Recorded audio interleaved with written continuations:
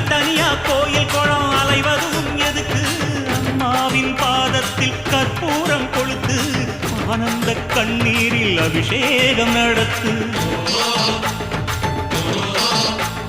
காட்டு வீரங்கெல்லாம் கொடுத்தா தாம் மதிப்பு பணக்காவி தூரவி எல்லாம் விழிஞ்சா தாம் மதிப்பு பணம் கொஞ்சம் இருந்தாலும் கொடுத்தா தாம் மதிப்பு நீ மகன் என்றால் உன் தாயை மதிச்சா தாம் மதிப்பு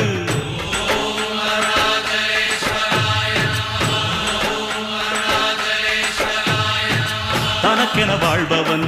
இருக்கையில் இறக்கிறான் பிறக்கென வாழ்ந்தவன் இறந்துமே இருக்கிறான் உன்னை விடவும் எனக்கு வேறு உறவு இல்லையடா